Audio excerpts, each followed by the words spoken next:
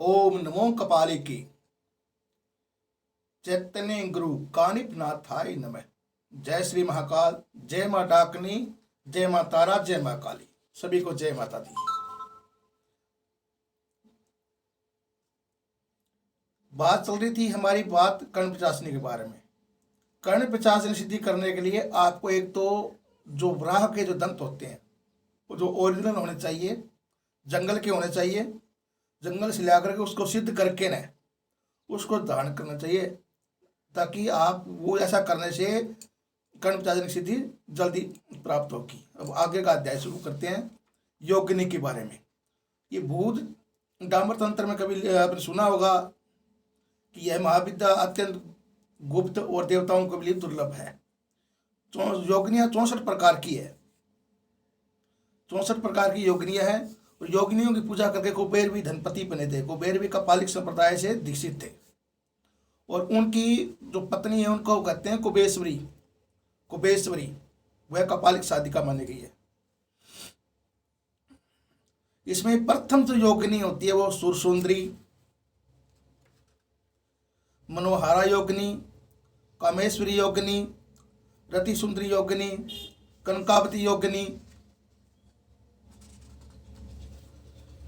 पद्मिनी योगिनी, मधुमती योगिनी, नटिनी योगिनी, काफी सारी है योगिनियां जो 64 प्रकार की योगिनियां होती हैं।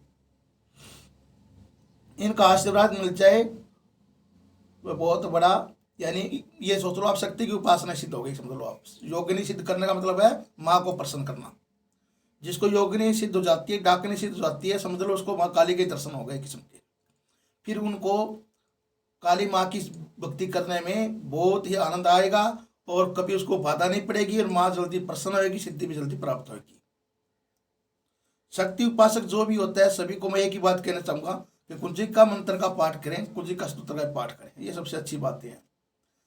काफी सारे साधने हैं, यक्षगी है, किन्नर है, योगिनी है, गंधर्व है, अप्सरा है, यक्षिणी है, बहुत सारी साधनाएं हैं। लेकिन हम किसी भी साधना में जाएं, लेकिन है वो सारी की सारी साधनाएं शक्ति की द्वारा, शक्ति उपासना है। यक्षिणियाँ भी शक्ति के अंतर्गत आती है, भैरवी साधना भी शक्ति के अंतर्गत आती है, योगिनी साधना भी शक्ति के अंतर्गत आती है और योगिनी साधना भी शक्ति के अंतर्गत आती है, डाकिनी साधना भी शक्ति के अंतर्गत आती है। ये सभी साधनाएं शक्ति उपासना के ही एक अंग हैं।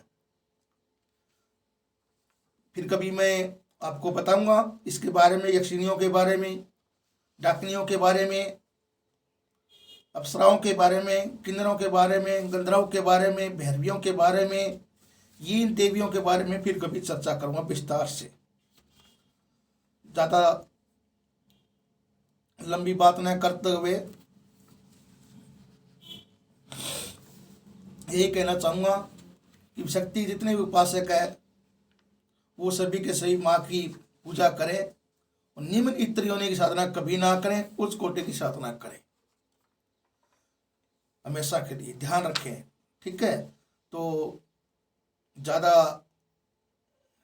फिर कभी मैं जानकारी आपको डिटेल में इसके स्पेशल वीडियो बना के आपको दूंगा और कपालिक संप्रदाय की भी मैं आपको जानकारी दूंगा।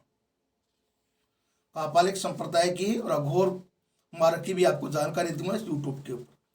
जो भी मैं आपको जानकारी दूंगा वो आपको रियल में ही दूंगा, फैक्ट कुछ भी नहीं होगा। जो बात रियल है, जो गुरु से मुझे प्राप्त ज्ञान है, उसी के द्वारा मैं आप तक क्या पहुँचाऊँगा यूट्यूब के द्वारा। ज्ञान को कभी छुपाना नहीं चाहिए। ज्ञान देने से कभी ज्ञान घटता नहीं है, विद्या देने से विद्या नहीं घटती है, धन देने से धन नहीं घटता है।